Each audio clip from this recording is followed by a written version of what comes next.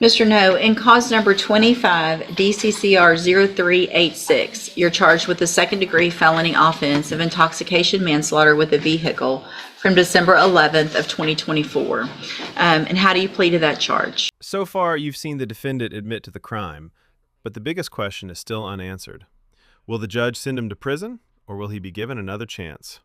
In the next few moments, the court's decision could change this man's life forever. Stay with us until the end to find out what happens next. Guilty. And y'all have marked here aggravated. What is? Defense counsel put that here. Yeah, they charged it as aggravated with a vehicle, I believe. It was aggravating. It's just a garden variety intox. Yeah, I'm going to mark that out because I think that might have some Different context. context at sentencing that you may not want. All right, so it's how do you plead to that charge?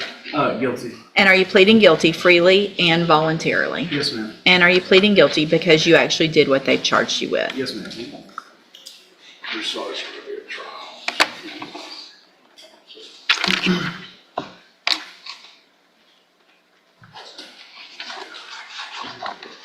Sorry, give me just a second to get to the other one.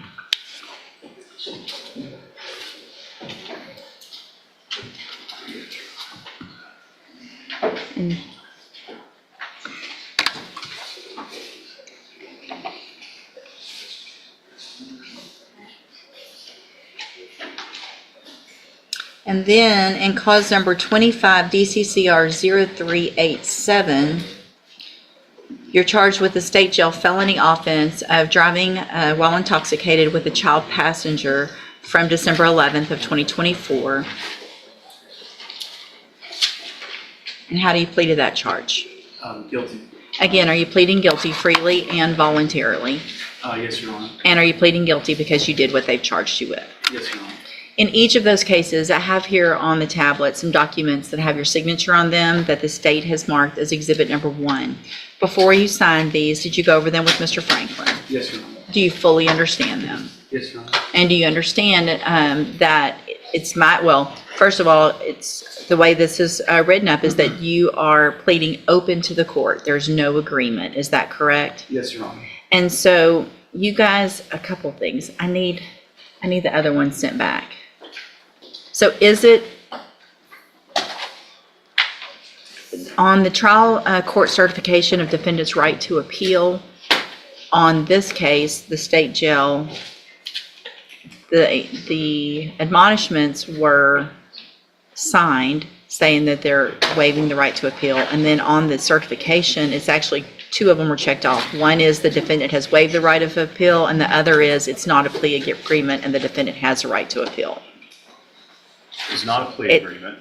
Right. So that's correct. Okay. So with everyone's permission, then I'm going to erase the check mark on the defendant has waived the right of appeal because it's not a plea, so he will have some right to appeal. Yes, Your Honor. No objection. Also, on each of the paperworks on the post-conviction waivers that you both signed, I will mark that out as well because that's saying that he's waiving his right to appeal. Yes, Your Honor. Okay. Objection. All right. Thanks.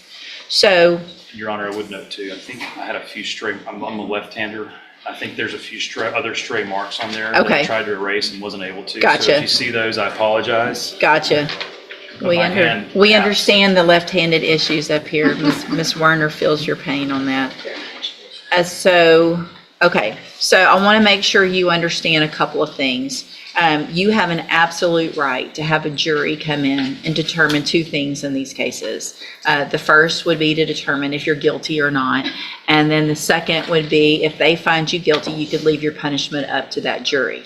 If we go forward this way, you're waiving that right and you're leaving your punishment up to me in each of these cases. And is that what you want to do? Yes, Your Honor. All right, state tenders number 1 in each case. No objection, Your Honor. It's admitted. Also, sir, do you understand if you're not a U.S. citizen that a plea of guilty or no contest may result in your deportation, exclusion from admission to the country, or denial of naturalization under federal law? Yes, Your Honor. All right. Is there any evidence that Mr. No is not competent? No, Your Honor.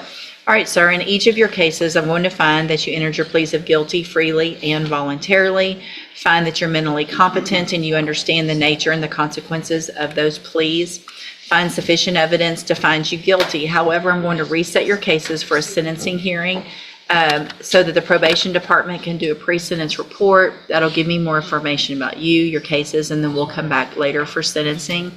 Obviously, if there's anything important that you want me to know, get that information to Mr. Franklin. He will present it to me on your behalf when we come back. Do you guys anticipate a little bit of extra time on this one as far as witnesses or argument, Just brief, not much, but a little more than normal? Yes, Your Honor. Okay, so if I were to set it at 11 on a docket date, we could, maybe an hour would be enough, or do you Yes, think Your we Honor. need I think some? an hour. Okay, all right, so we'll reset it for sentencing and we'll just do it at the